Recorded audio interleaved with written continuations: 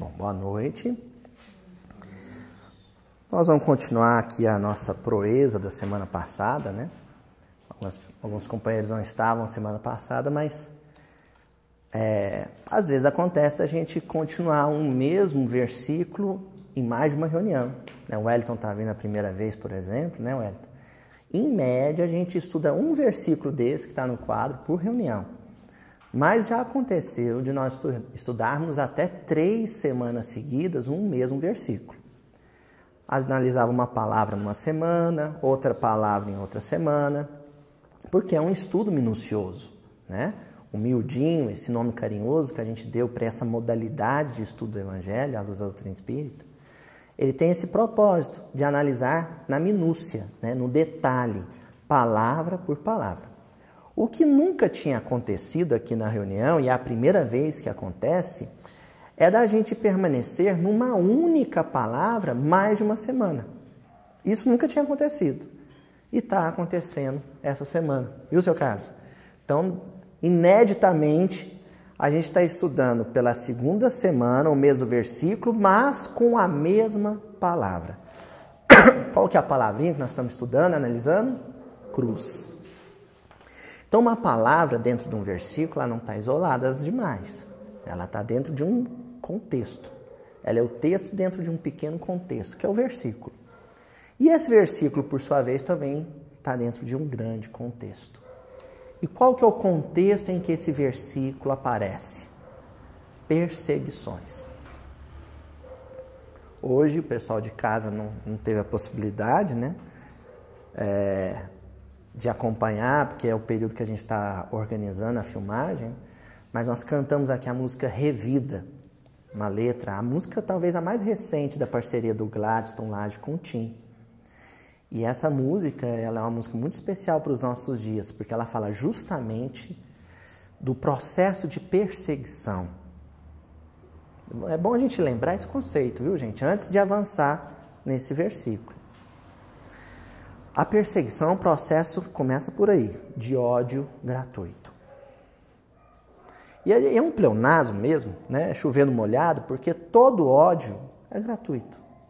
Nenhum ódio é justificável. Nenhum ódio é justo. Todo o processo de antipatia, animosidade, perseguição é um processo vão. Sabe o que é vão? Vazio, desprovido de propósito e sentido. Só o amor tem um sentido, só o amor tem um propósito. Então a perseguição é um processo vazio, estéril, árido, de animosidade, de antipatia daquele que não compreende o Evangelho em relação àquele que já se entregou de corpo e alma aos labores, ao trabalho do Evangelho. É isso que nós estamos estudando há várias semanas. Quando chegou na semana anterior, nós começamos a analisar o versículo 38, que diz assim: E quem não toma a sua cruz e não segue atrás de mim ou após mim, não é digno de mim. Não vou nem repetir o versículo, porque já estamos na segunda semana estudando ele. Destacamos uma palavra, que é a palavra síntese. É a palavra que contém, que apreende toda a mensagem, toda a lição que Jesus quer transmitir através desse versículo. Que palavra é essa? Cruz. Então, esse versículo já até apareceu aqui, pessoal de casa, né? Um versículozinho aqui do lado, em destaque a palavra cruz. É o que nós estamos estudando desde a semana passada. Qual foi a última análise que nós fizemos da palavra na semana passada? E que é a deixa para essa semana. O que nós vimos? Jesus reúne os discípulos e primeiro dá uma notícia que já impactou. Eu serei crucificado. Essa notícia já impactou. Porque a crucificação era a modalidade de extermínio e de execução do direito romano mais cruel. mais terrível, mais horrenda, só destinada aos piores elementos da criminalidade. Era a cadeira elétrica da época. Agora, vocês imaginem, para os discípulos, o homem mais santo, mais puro que eles já tinham conhecido na vida deles, afirma que será executado à maneira dos piores criminosos. Já foi o impacto. Qual foi o impacto seguinte? Vocês também serão. Quer dizer, todos não. Aqueles que quiserem ostentar ou sustentar um título. Aí alguém, eu vou deixar aqui no ar, porque alguém aqui no salão ou em casa vai dizer, o de discípulo, errado. Errado. Apesar da gente estar estudando o conceito de discípulo, no capítulo 10 todo, vamos lembrar uma fala de Jesus com eles? Já não mais vos chamo discípulos, eu vos chamo amigos, porque é esse o maior título que um homem pode ter sobre a face da terra. Amigos do Cristo.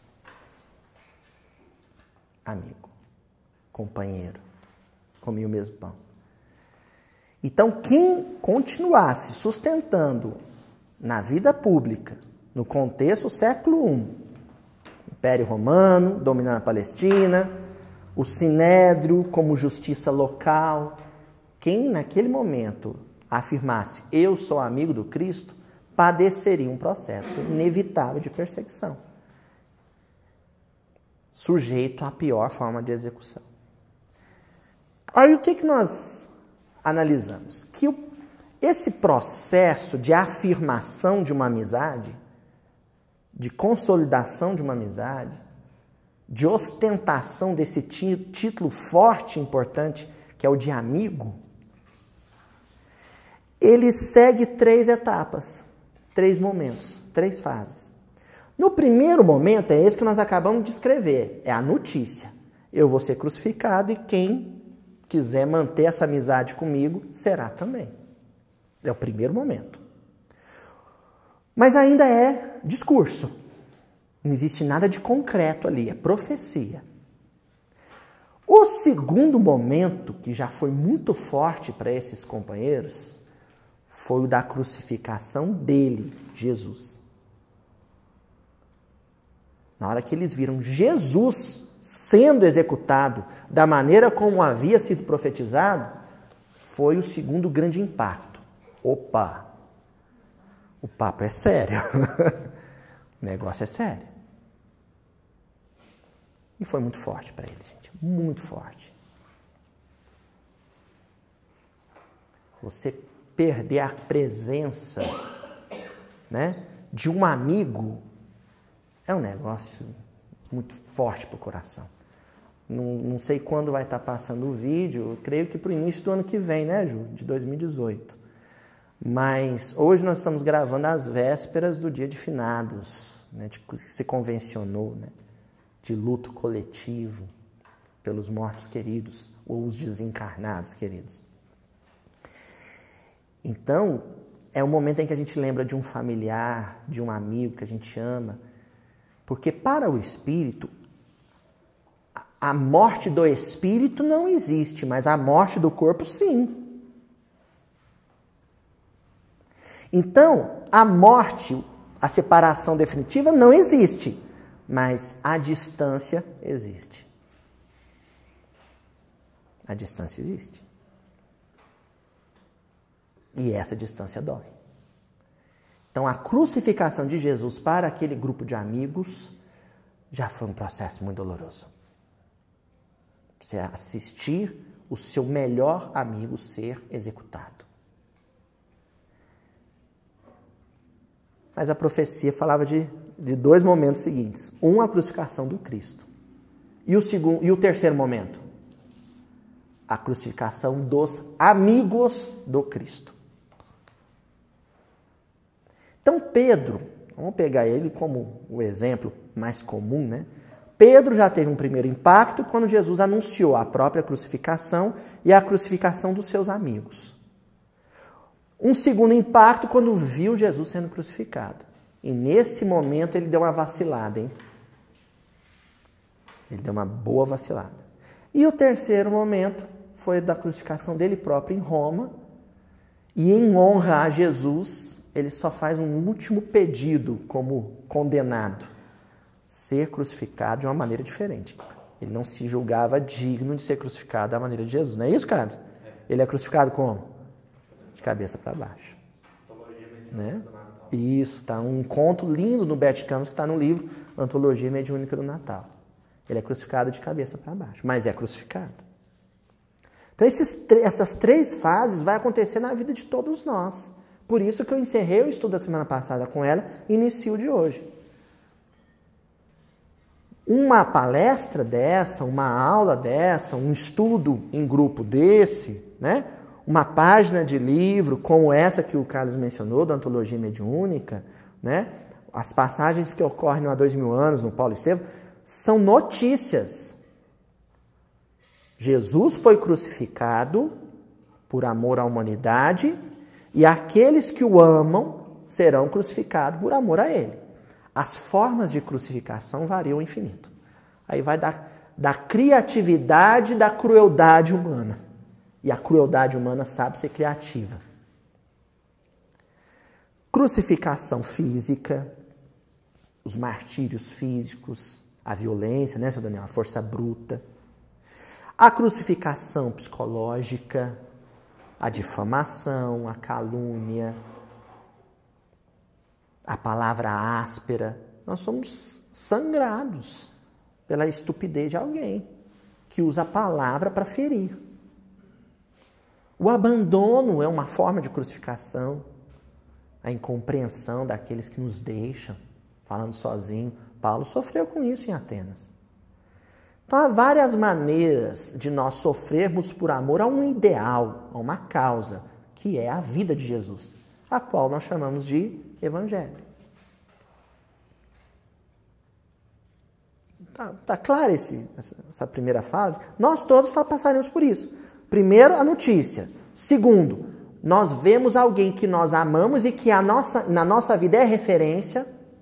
Todos nós temos alguém que na nossa vida é referência de espiritualidade. E quando nós assistimos o martírio dessa pessoa, a gente cai a ficha e você fala, opa, o que aconteceu com ele, a minha hora vai chegar. E aí chega. Aí chega. Eu separei do livro Paulo e Estevão 2 capítulos. 8. Um está na primeira parte, o outro está na segunda parte. O primeiro capítulo que nós vamos analisar é o capítulo 8 da primeira parte do livro, que se chama A Morte de Estevão. Licença poética para o Emmanuel, né? A morte é a execução no corpo físico. E na segunda parte, o capítulo 8 da segunda parte, porque o Emmanuel ele estruturou esses romances todos de uma maneira espelhada, viu, gente? O primeiro capítulo da primeira parte tem conexão com o primeiro capítulo da segunda parte. Está todo espelhado, de forma temática. O capítulo 8 da segunda parte, aí já é com Paulo. Ele é intitulado O Martírio em Jerusalém. Lá com Estevão, na primeira parte, nós estamos falando de Estevão primeiro, Estevão é condenado, vai no Sinédrio, por defender a doutrina cristã, ele é condenado pelos doutores da lei, que então eram liderados por um rabino orgulhoso, vaidoso, chamado Saulo, só lembrando o contexto. E ele é condenado à lapidação, ao apedrejamento. Tanto uma curiosidade, né? Cultura inútil, né? Não sei se é inútil, sei lá. Mas o São Estevão, na tradição católica, ele é o santo protetor das pessoas que sofrem com enxaqueca. Vocês sabiam disso? Por conta do apedrejamento, né? Pedrada na cabeça, isso mesmo. Então, o Estevão ele é condenado à lapidação, ao apedrejamento. E aí, eu destaquei aqui, achei um trechinho que é Emmanuel dando voz para os pensamentos de Estevão nesse momento de martírio. O que passou pela cabeça do mártir? Porque sendo ele homem falível, portador de numerosas fraquezas, haveria de hesitar no momento do testemunho? Esse é um questionamento que ele faz para si. Se eu sou um homem humano, cheio de fragilidades, por que eu vou vacilar no momento do testemunho? Um momento em que eu vou acertar contas com a minha própria consciência. Por quê? E com o pranto a escorrer-lhe no rosto lacerado, escutava a voz cariciosa do mestre no coração. Então, primeiro ele pensou, eu não vou vacilar nesse momento de testemunho. Na hora que ele acerenou o pensamento e parou de procurar culpados, e parou de julgar quem o ia apedrejar, e se voltou para si, para a própria condição de fragilidade, ou seja, ele se isolou do meio externo. Aí a atenção espiritual ficou mais focada e ele pôde ouvir uma voz íntima. E essa voz, muito embora Estevão não tenha convivido fisicamente com Jesus, ele sentiu que era a voz do Cristo. Gente, vamos marcar isso, tá?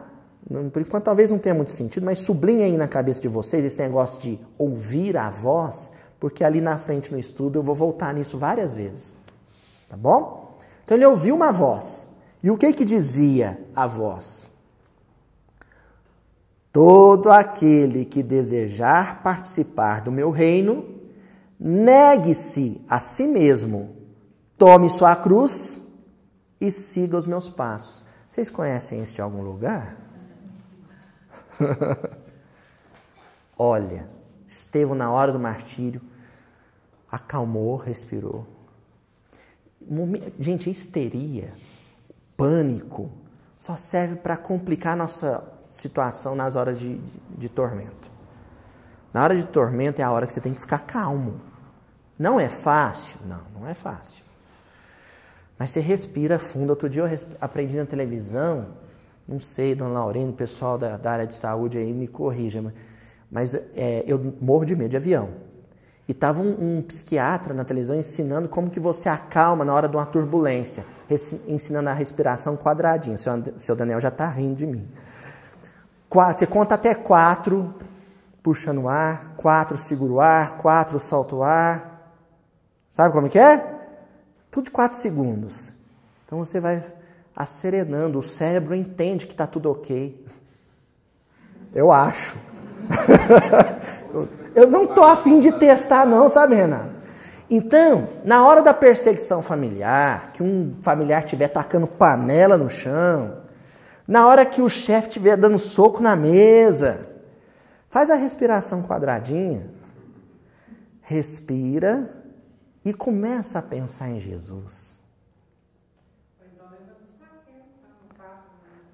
Isso! Lembra do Zaqueu, lembra da Maria de Magdala, lembra de Estevão. Traz à mente essas referências de alto nível, de primeira linha, que servem para a gente como padrão de comportamento cristão. Foi o que Estevão fez. Como ele era da cúpula, a referência próxima dele já era de cara a Jesus. Com ele era assim. E ele ouviu, nesse momento de calma interior, embora a perseguição, a voz de Jesus dizendo esse versículo. E aqui eu já quero destacar algumas coisinhas além da cruz. Primeiro, não aparece nesse, mas aparece nas referências cruzadas em Lucas, por exemplo. O negue-se a si mesmo. Sabe por que a gente tem dificuldade de sofrer com dignidade? Porque sofrer ninguém se safa. Ninguém escapa do sofrimento. Agora, o cristão, o que a gente estuda aqui, não é se sofrer é bom ou não. Claro que sofrer é ruim. O Espírito não faz apologia ao sofrimento.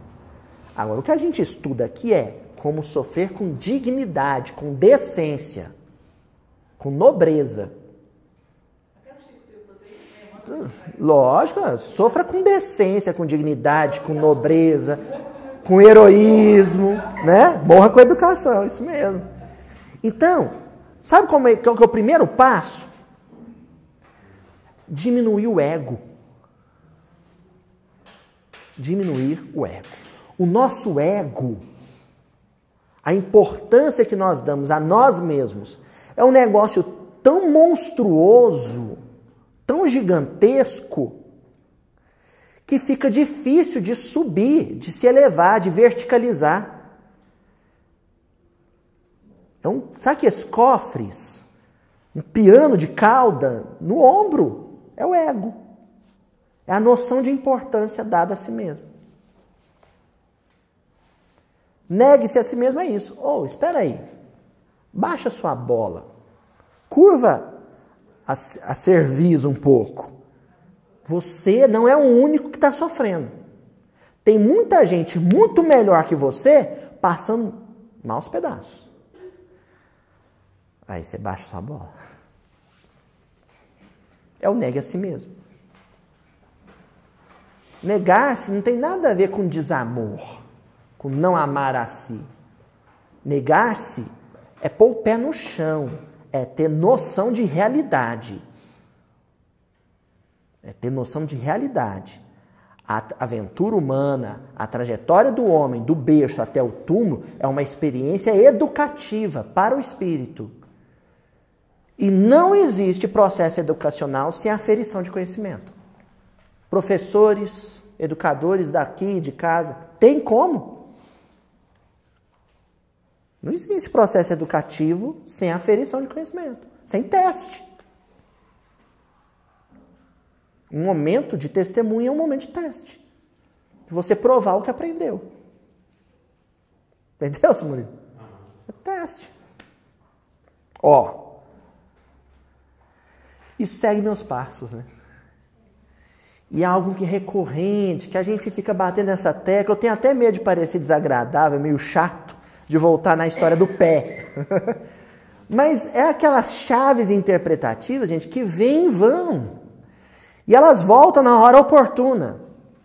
Então, essa coisa que o Emmanuel fala no Caminho Verdade e Vida, o Sr. Honório recorria muito de que pé, por ser base do nosso equilíbrio, é simbologia, é analogia feita em relação aos sentimentos, é um negócio muito poderoso.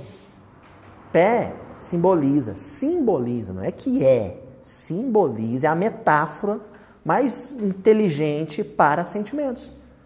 O pé é o que te mantém de pé, sentimento também. Pé doente, você cai. Pé que tropeça, você cai. Sentimento doente, você tomba. Você vai à lona. Então, quando Jesus põe os pés dele em contato com o chão, é Jesus colocando os seus sentimentos em contato com o mundo. Como é que Jesus colocava os seus sentimentos em contato com o mundo? Quais sentimentos ele punha em contato com o mundo? Isso é passo. São os passos, mestre.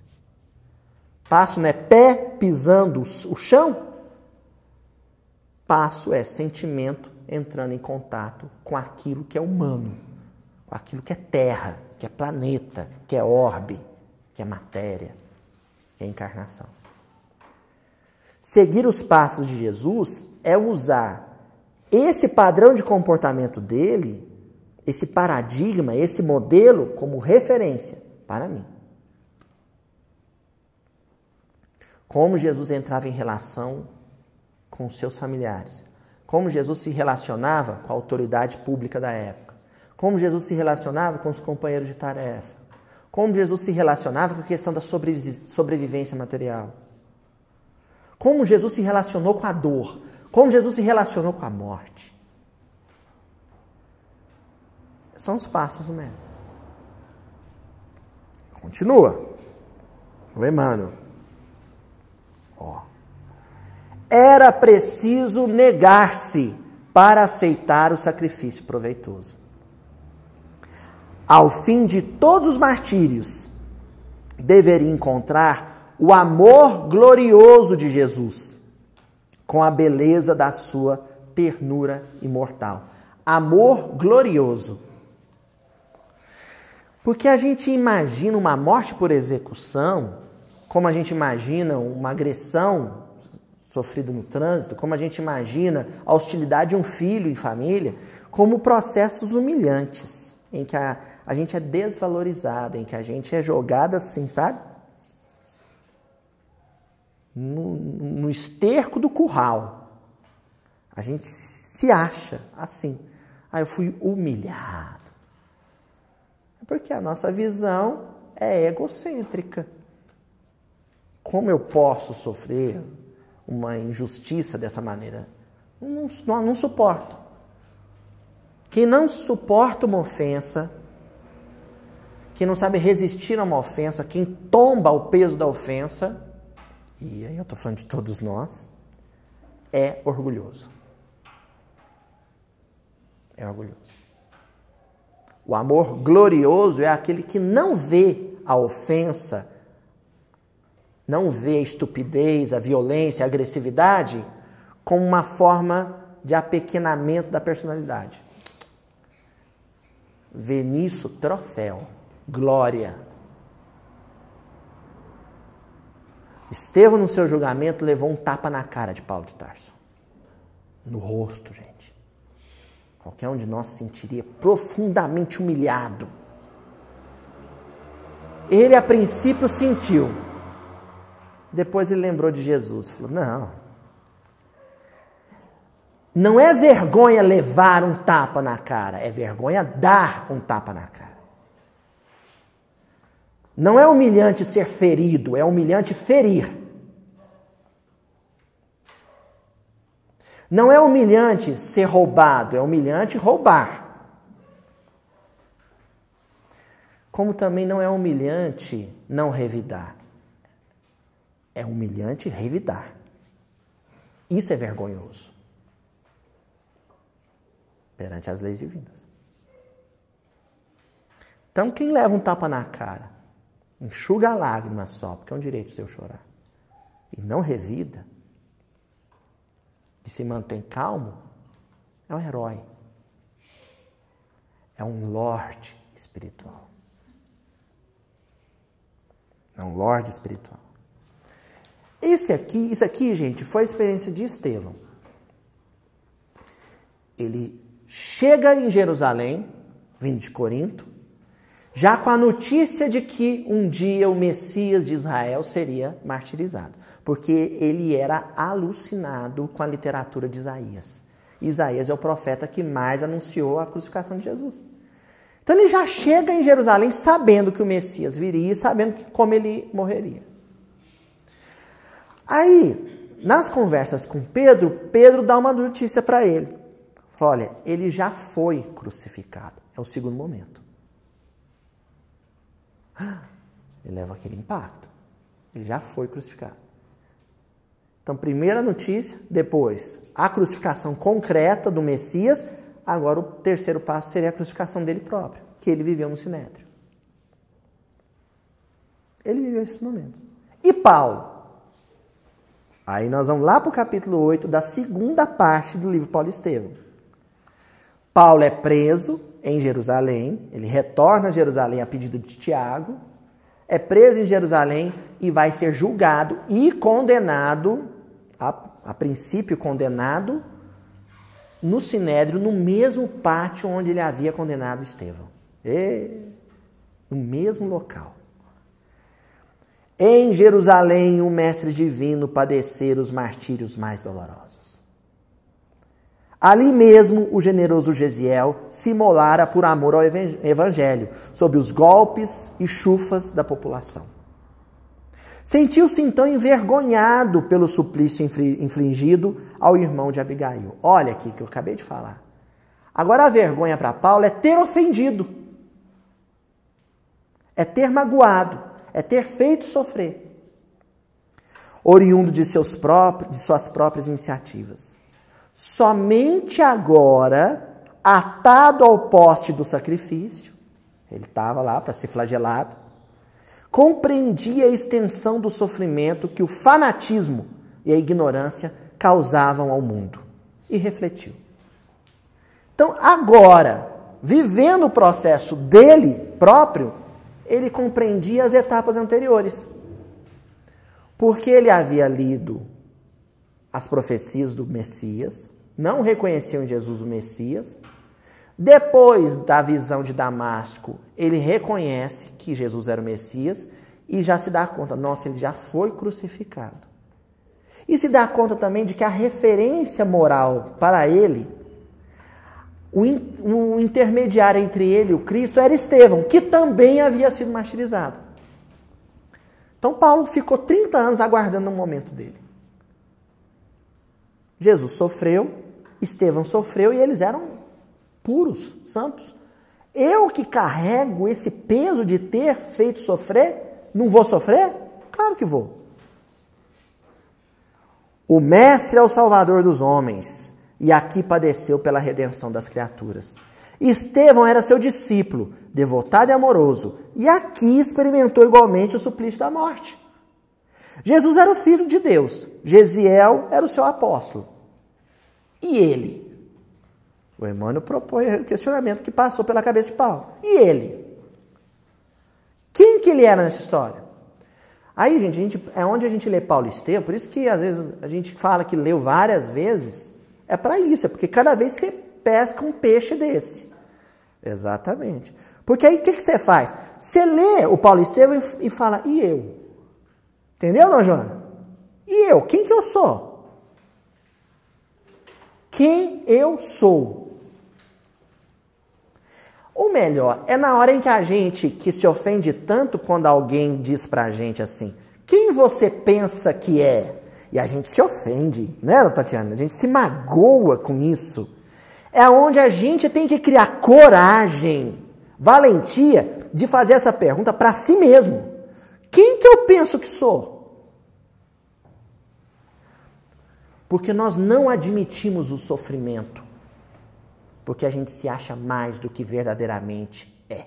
E o sofrimento chega na nossa vida para nos colocar em nosso devido e justo lugar.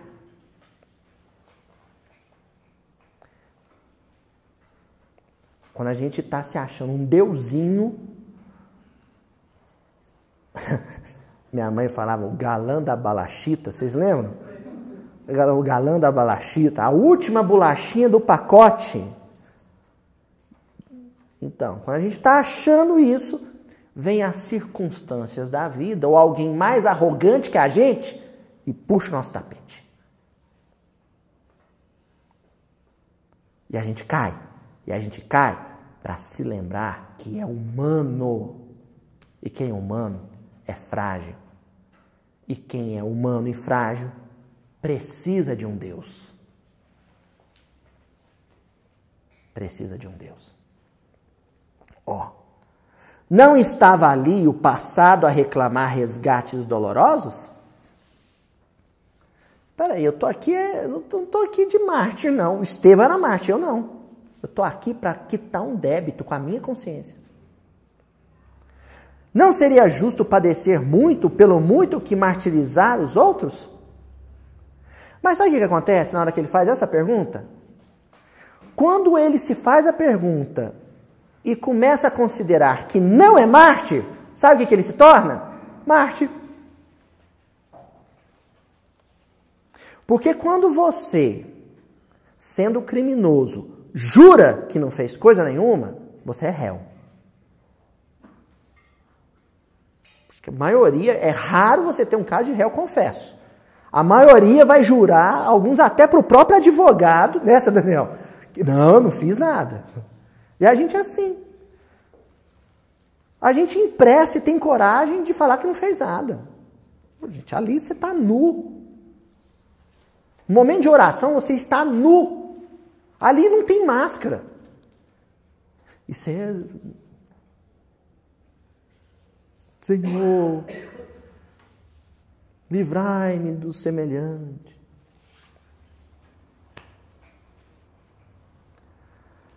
Quando Paulo falou, não, eu tenho um negócio a expiar, sim.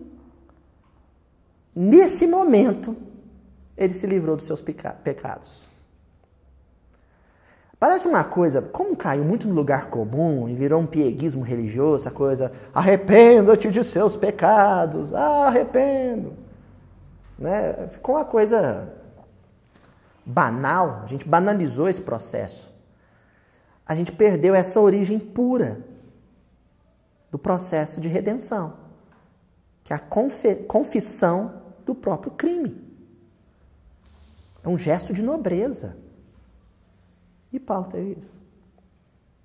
Era razoável que sentisse alegria naqueles instantes amargos, não só por tomar a cruz e seguir o Mestre, bem-amado, como por ter tido o ensejo de sofrer o que Gesiel havia experimentado com grande amargura.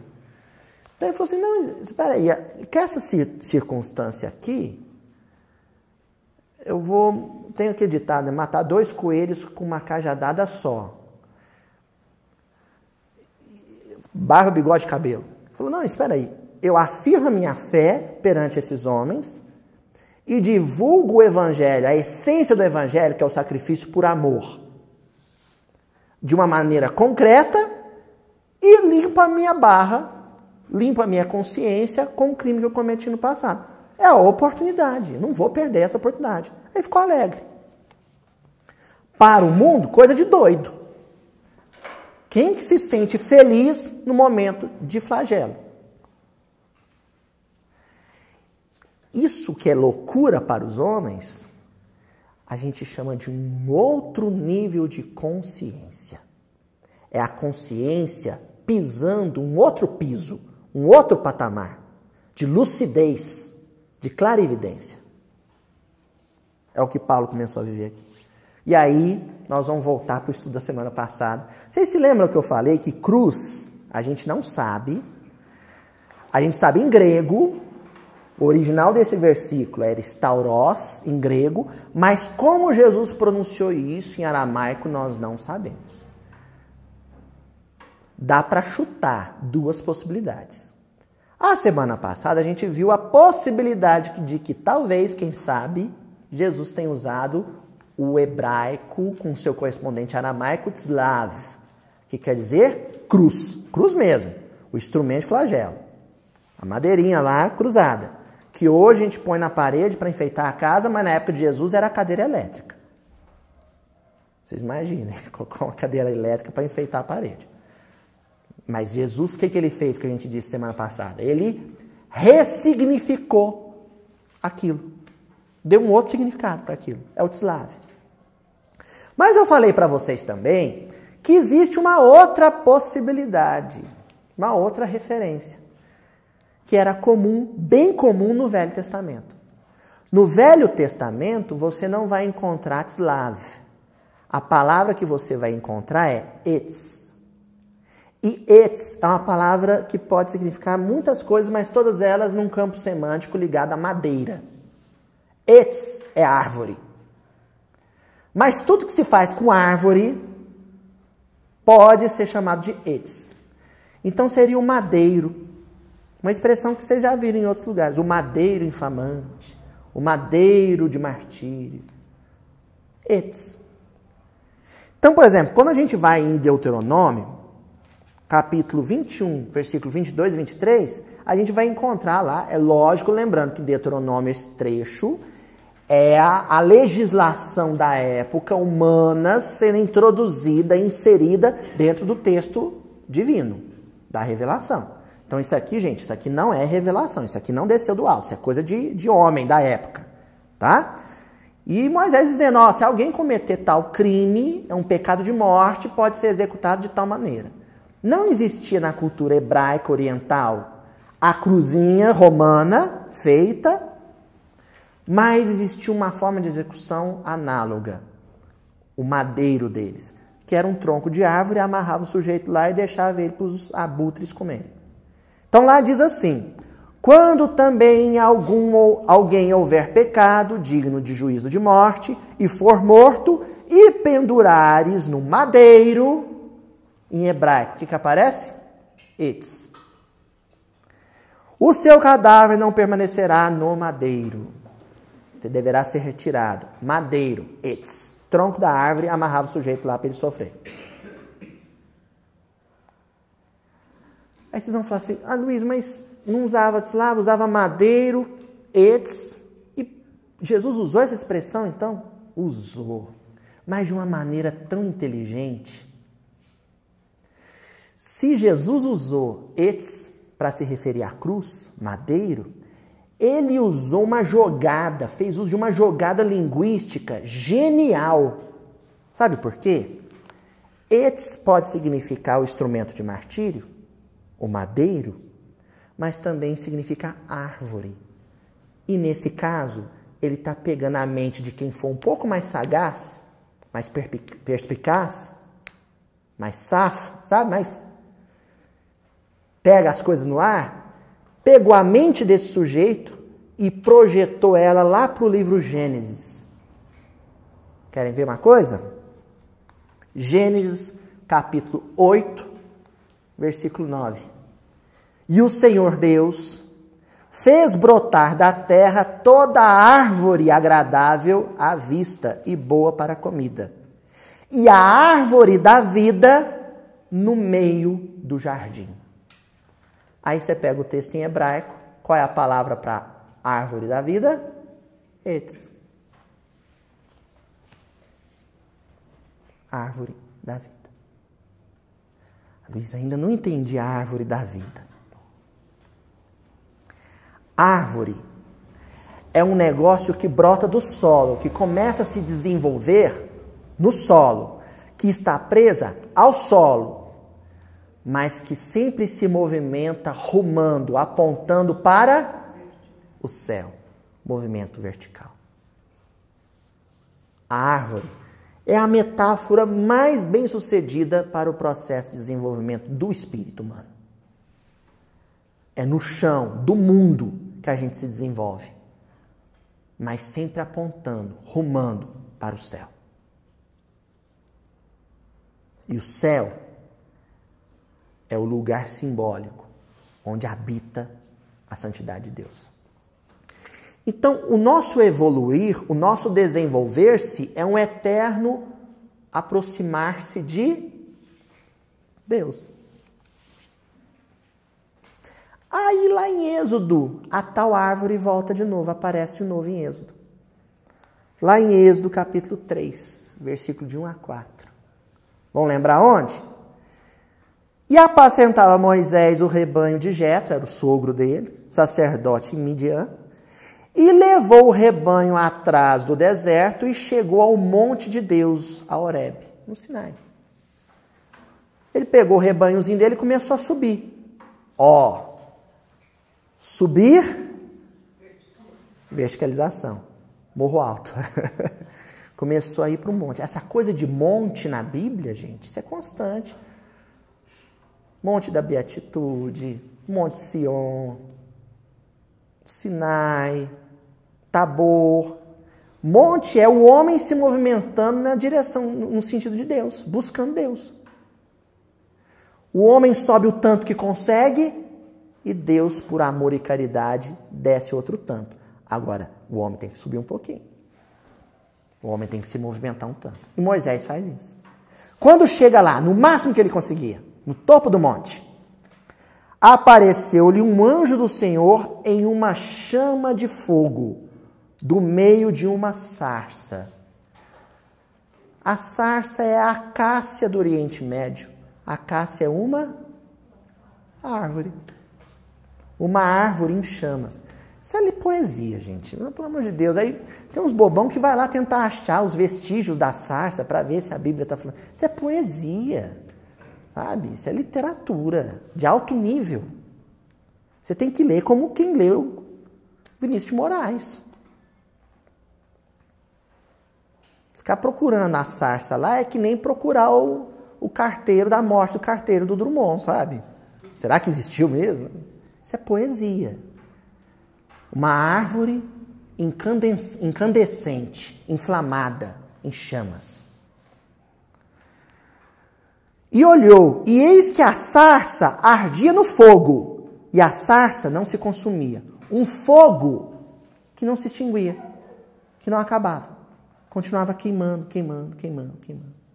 Era pura luz. E vendo o Senhor que se virava para ver, bradou Deus a ele do meio da sarça. Bradou Deus, falou Deus com ele de dentro da sarça. A voz vinha da sarça. Moisés, Moisés. Respondeu ele, eis-me aqui.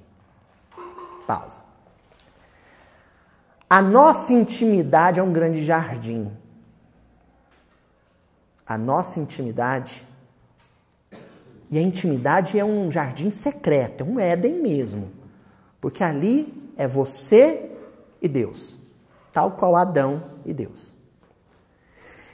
A árvore da vida é a essência do sentido da vida. E ela está no centro do jardim. Quando a gente alcança a árvore da vida, a gente alcançou Deus. Quando a gente se afasta do centro do jardim, a gente se afastou de Deus. Só que esse processo é de interiorização, é a árvore no centro do jardim, interior, não é? Da periferia para o centro. Mas também é um processo ascensional. Subir um monte. Por isso que essa tal árvore, ela em Gênesis aparece no centro do jardim, mas em Êxodo ela aparece no topo do morro. Então é a espiral, né? Em que você circula buscando o interior, mas ao mesmo tempo ascende, sobe de piso, de nível. É a espiral em ascensão. Oi? Não. É um processo, porque a cada existência, a gente vive situações análogas à existência anterior. Então é como se você estivesse retornando um círculo. Só que quando você está numa existência, na próxima, você pode viver as mesmas situações, mas não é mais a mesma pessoa. Você está um nível acima. Até parece que não, mas está. Então você vai subindo em espiral. Exatamente. Então a árvore da vida, a sarça incandescente, é de onde emanará a voz de Deus.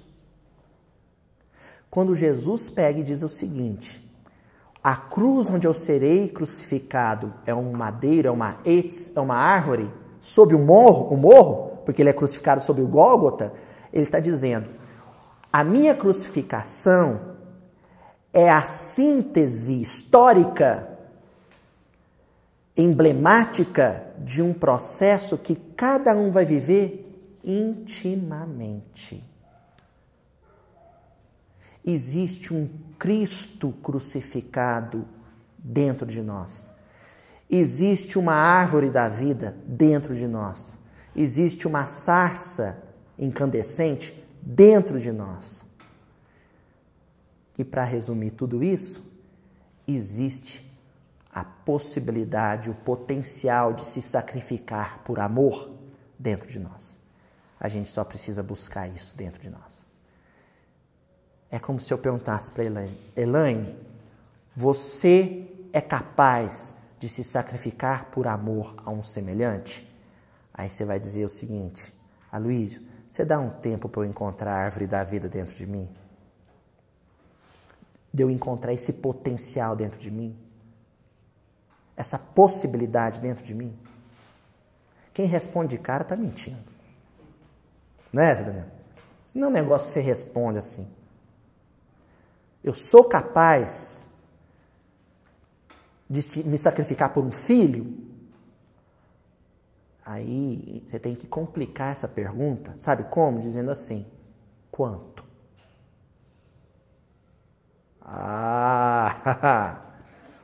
O que eu sou capaz de fazer, em termos de sacrifício amoroso, pela felicidade e o bem-estar de um filho?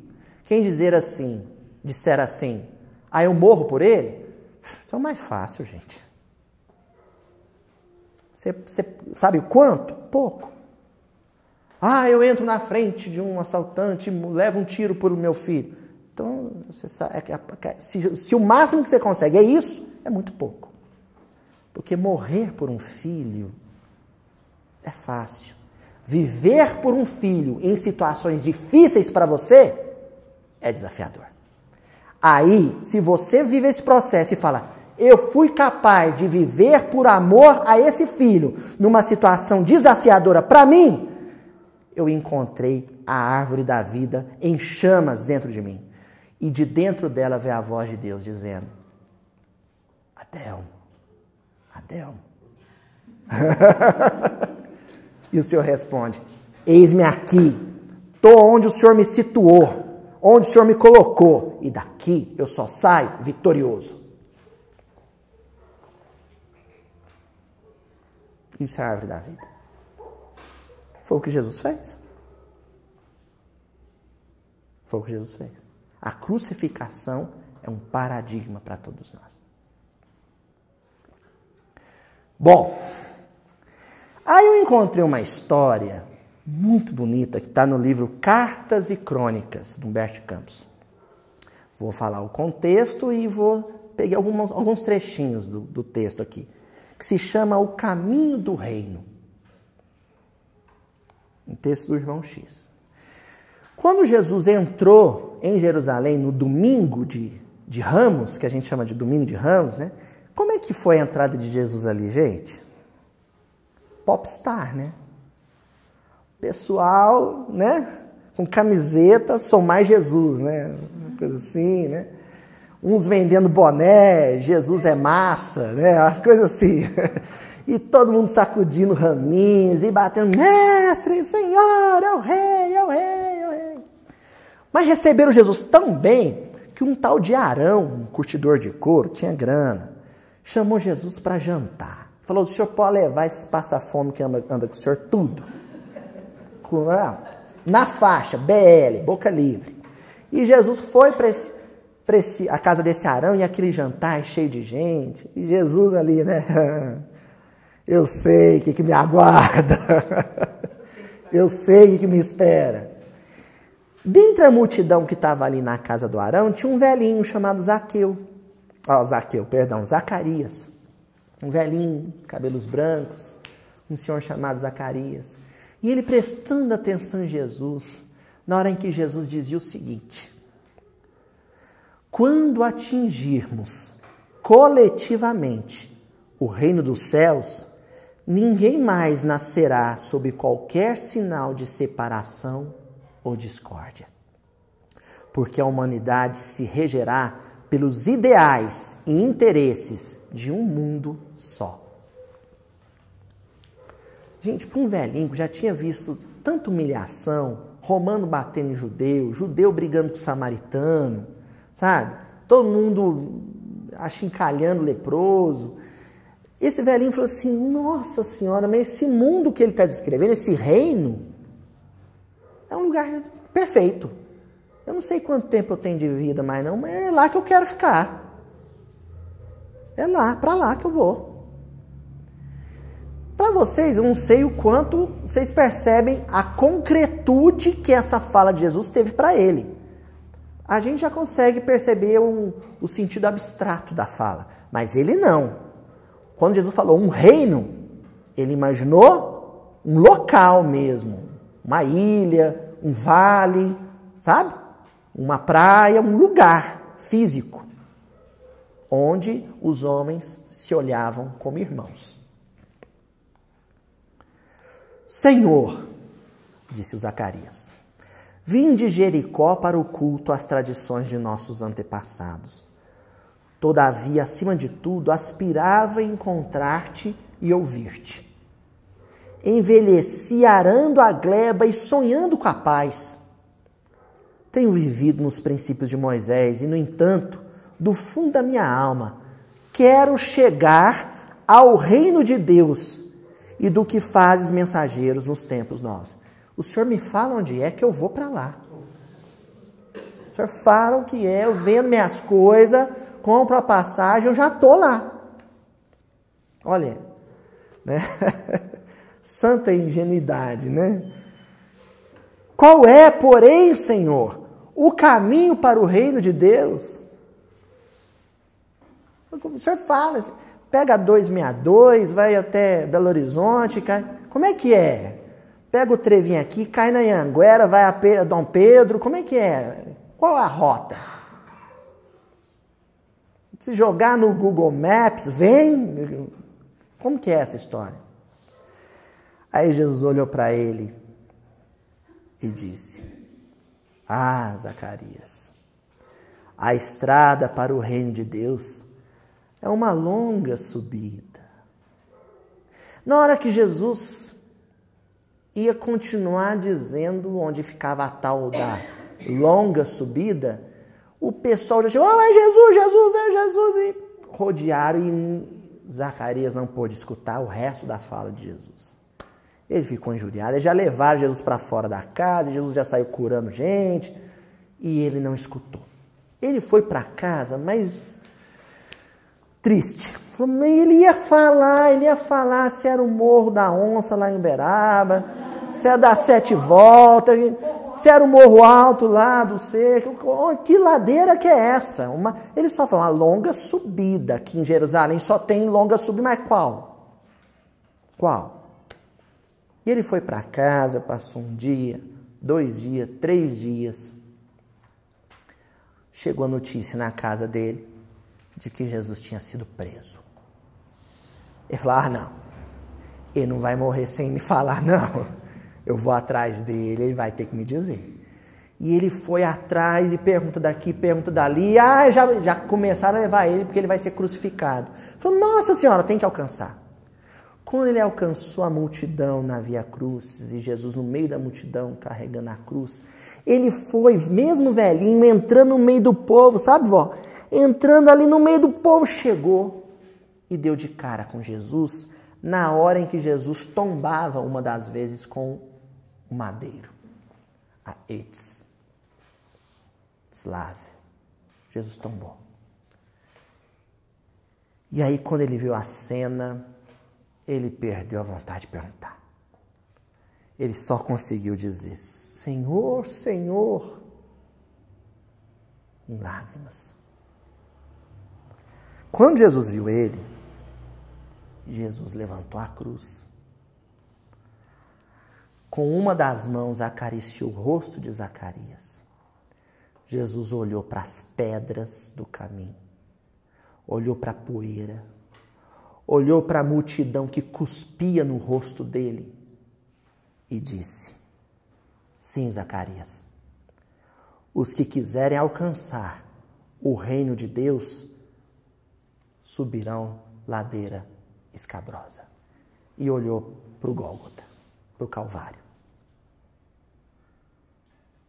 Quando Jesus começou a caminhar, ele olhou mais uma vez para Zacarias e disse: Para a conquista do reino de Deus, esse é o caminho. Não existe possibilidade de estabelecimento de uma terra redimida sem que um grupo de valentes, de destemidos, abracem no sacrifício um instrumento de redenção da humanidade.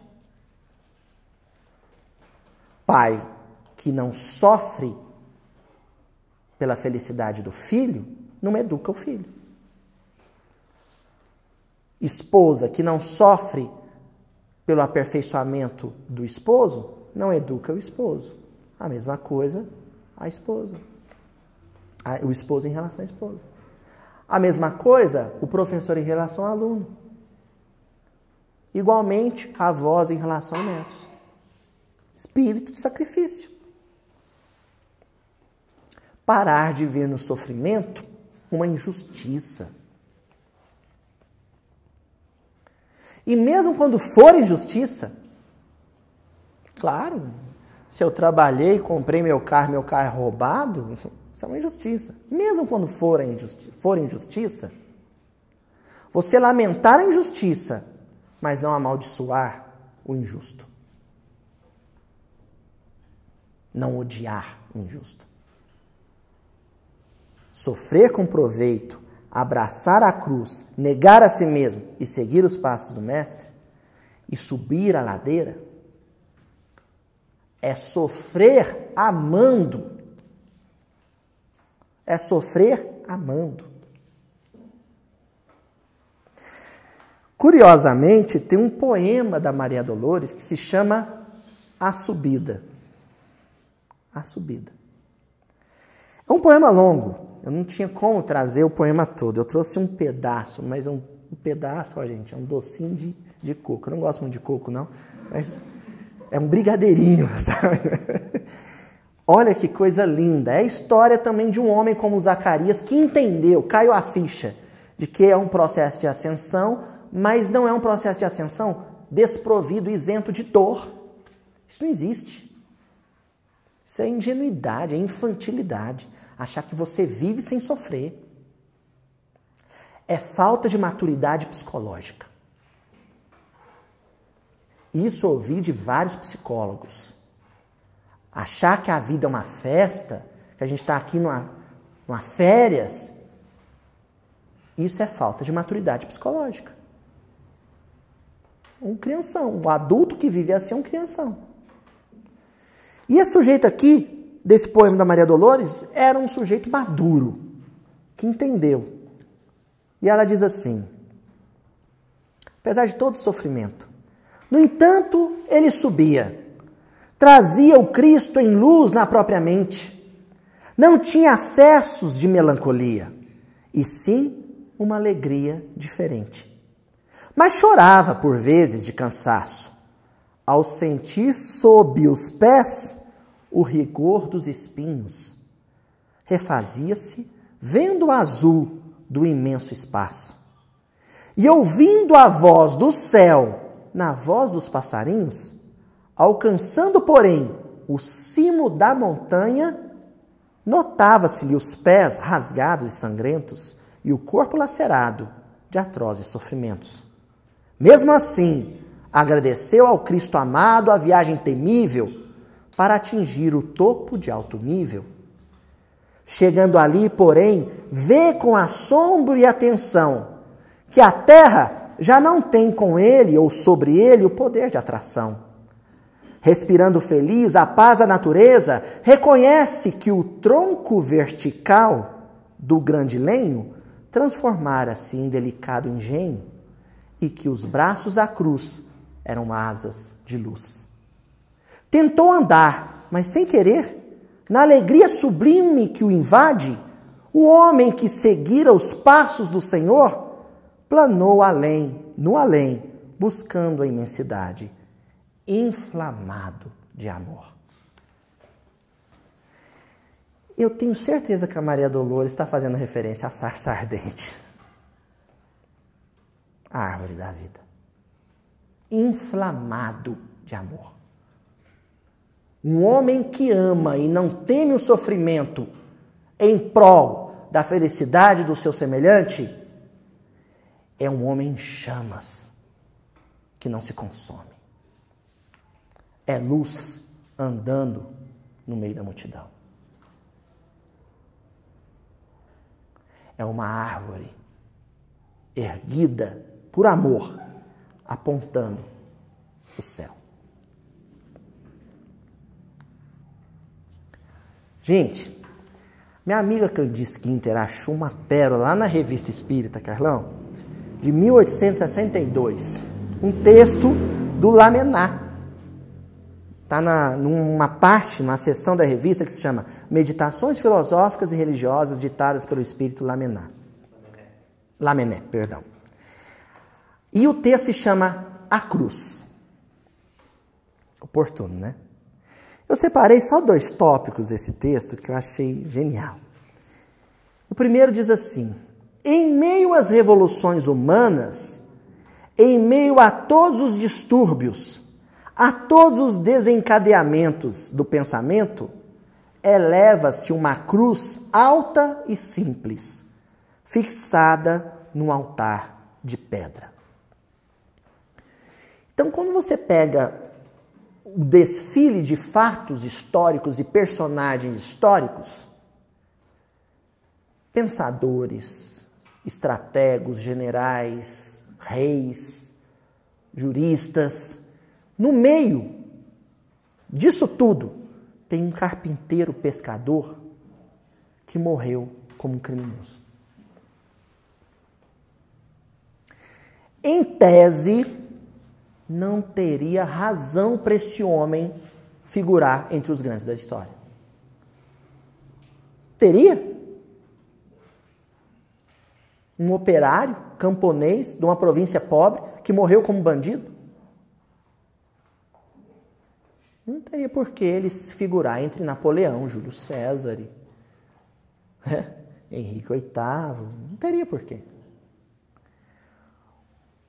Um menino esculpido na pedra tem nas mãos uma bandeirola sobre a qual se lê uma palavra, latim. Simplicitas. Um latim mais nobre, né? Simplicitas. Uma figura poética que o Lamennais cria, né?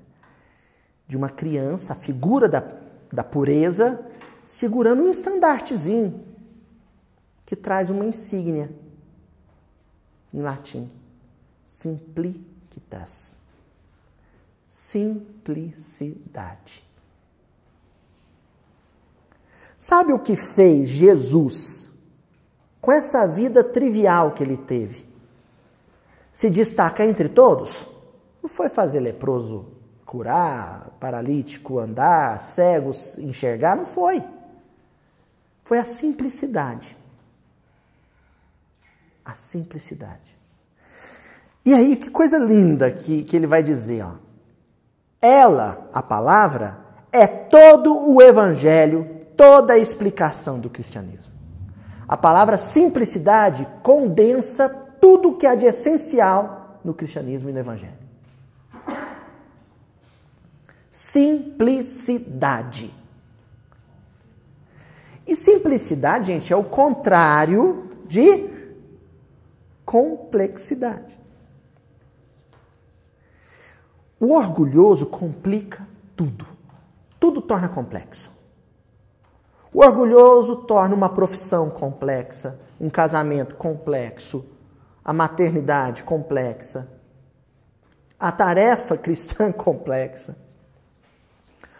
O cristão que sente a voz de Deus vindo do interior do seu jardim íntimo, simplifica as coisas, torna tudo simples. Olha para as coisas com simplicidade, vive com simplicidade. Para fechar essa lição dele, homem, chamando, conclamando, homem, que aquela palavra seja lida por teu coração e não por teus olhos de carne. O Cristo não erigiu um panteão, ele ergueu uma cruz. Então, primeiro, quem quiser entender isso aqui com o cérebro, quem quiser entender esse versículo com o cérebro, com a racionalidade convencional e rasteira humana, não vai entender, porque a mensagem é simples demais. E aquilo que é simples para o cérebro complexo se torna ininteligível. Difícil. O amor é um negócio tão simples que para quem só consegue enxergar as coisas com o cérebro, o amor é cabuloso, é constrangedor, de tão complexo. Agora, quem quiser entender o que é a simplicidade, gente, que ele está falando aqui, esse finalzinho. O Cristo não erigiu um panteão, ele ergueu uma cruz. O que é um panteão? Vamos lembrar, em Roma, panteão eram os templos que eram erguidos para vários deuses. Então tinha o templo do deus fulano de tal, do deus ciclano de tal, mas existiam alguns templos que eram templos que congregavam todos os deuses. Então panteão é um templo politeísta. E nós vivemos num mundo politeísta. Vocês querem saber o que é um panteão? Um shopping.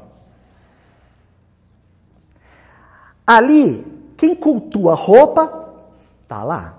Quem cultua comida, tá ali. Quem cultua carro, o altar do carro é especial, eles colocam no meio do corredor. E a gente pede para entrar, não é? Sonha. Quem cultua joia, está ali também. Quem cultua diversão, lazer, está ali. Culto. Não estou falando usufruto, estou falando de culto. Tem gente que entra no shopping como quem entra numa capela. Reverente. Só falta cair de joelho. Para na vitrine da Vivara e cai. Ah, Senhor relógio. Porque tem uma relação com todas essas coisas que é politeísta. Quando nós nos tornamos escravos das criações meramente humanas, perecíveis e transitórias, isso é politeísmo. E aí o Lamennais está dizendo, Jesus não ergueu um templo de culto a deuses. Ele ergueu uma cruz, uma simples cruz de culto ao Espírito. E a única coisa que sobrevive a tudo é o Espírito. Sobrevive a doença, sobrevive a mudança de governo, sobrevive a guerra nuclear. É o Espírito. É a chama na sarça.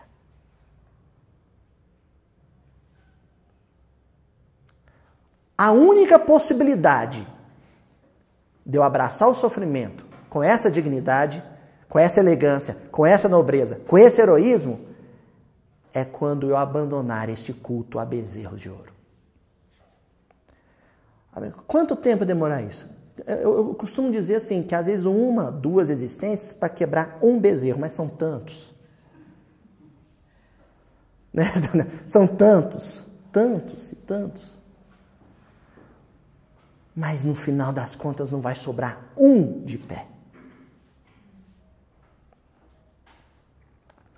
E para finalizar, gente, nós vamos fechar a reunião de hoje com Simeão, do livro Há 2000 anos. O Simeão era um samaritano, eu costumo dizer que ele é o bom samaritano, que da parábola de Jesus, do machal de Jesus, é o Simeão. E o Simeão, aí com Jesus, assim que Jesus desencarnou na cruz, ele talvez tenha sido um dos primeiros, ou o primeiro, a perceber que Jesus tinha ressignificado aquele instrumento de martírio. Então, na porta da casinha dele, no Vale do Siquém, na Samaria, ele ergue uma cruz e começa a se reunir com os outros companheiros cristãos para lembrar de Jesus, para pensar em Jesus, debaixo daquela cruz de madeira rústica, tosca. E numa dessas ocasiões, ele está caladinho e os companheiros junto dele, cada um tomando a palavra, falando um pouquinho de Jesus. Quando um dos companheiros diz assim: meus irmãos, antes de nos retirarmos, lembremos que o Messias repetia sempre aos seus discípulos a necessidade da vigilância e da oração, porque os lobos rondam neste mundo o rebanho das ovelhas. Enquanto esse companheiro cristão falava isso, Simeão olhava fixo para a cruz. E só a espiritualidade sabia o que ele estava enxergando ali, porque os outros não entendiam por que ele olhava fixo para a cruz. De olhos fixos e úmidos para a cruz. Quando ele terminou de ver o que só ele viu ali, ele disse assim: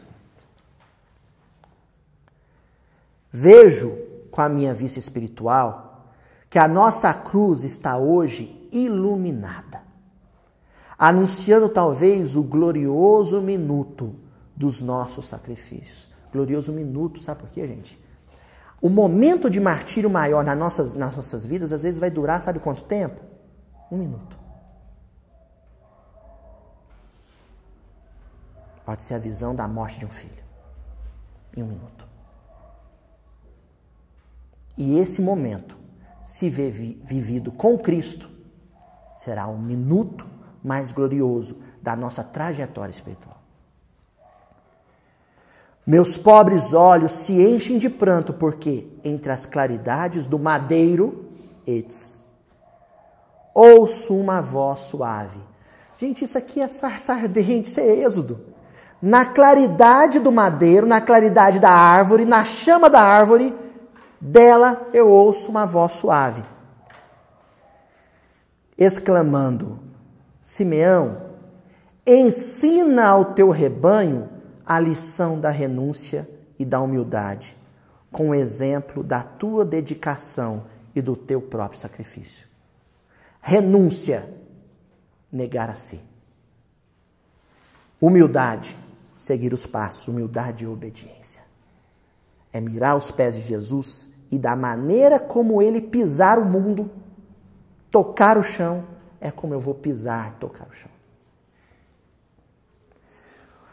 O que acontece é que Simeão guardava na casinha dele 2 filhas do coração, Lívia, Lento, Luziana, sua sobrinha, que fugiam da perseguição dos lobos de Roma.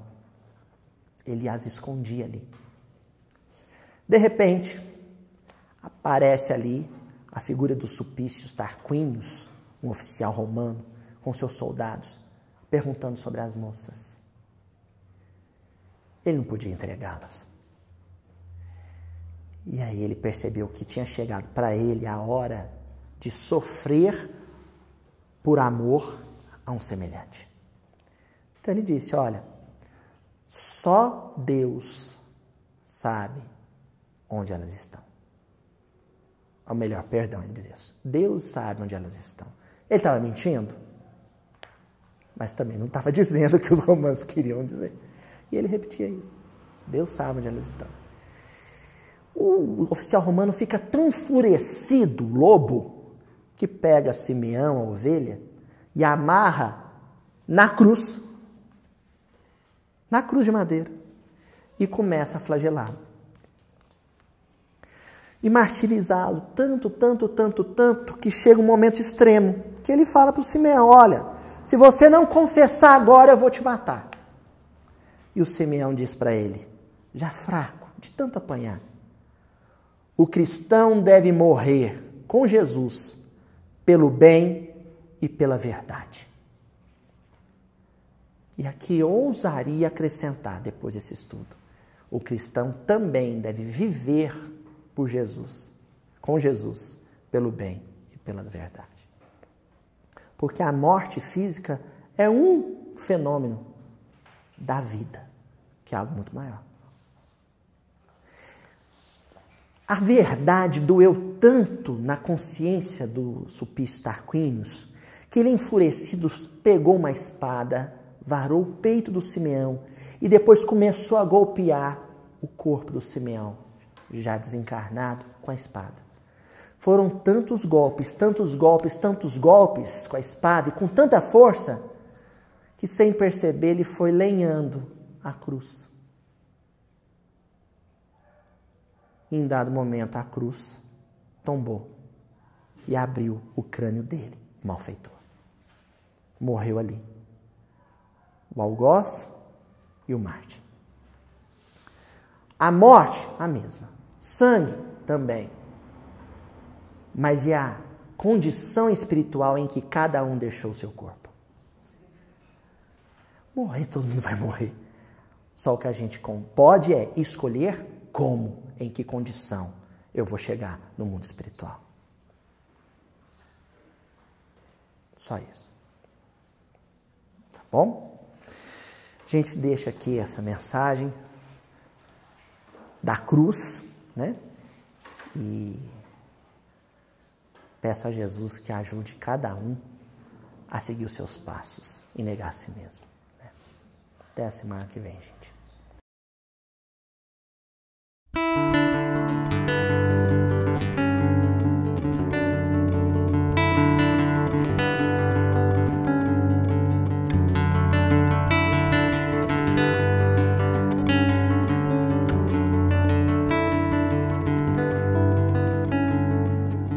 Foi assim que o Senhor derramou vinho e azeite em nossa ferida. Foi assim que o Messias viu saga santa, novelo de vida. Salva o próximo e a ti salvarás. Não ouvides o amor em tuas mãos, faze isto e então viverás. Vê teu lume no olhar dos irmãos. Pela verdade viveu Simeão, eis o estandarte na cruz, o ancião. Pela verdade viveu Simeão, eis o estandarte na cruz, o ancião. O apóstolo da Samaria, verbo vivo, poesia. O apóstolo da Samaria, verbo vivo, poesia.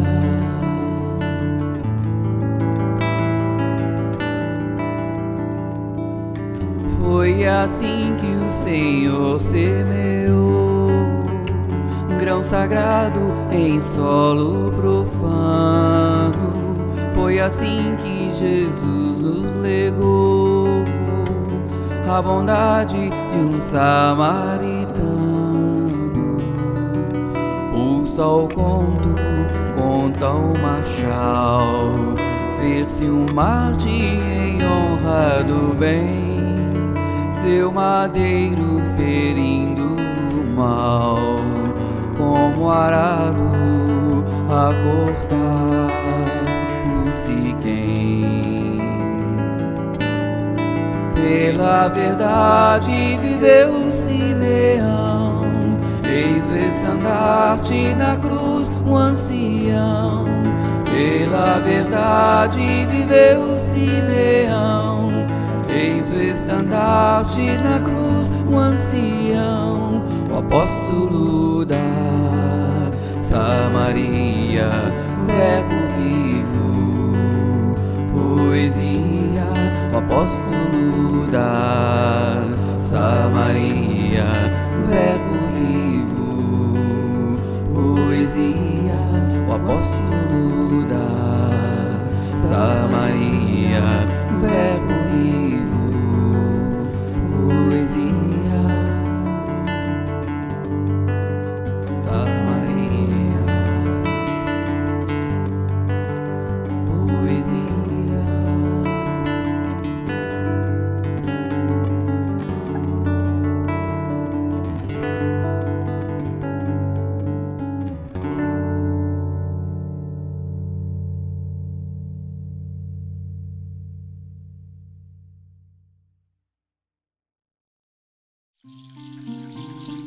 Sabe por quê, gente?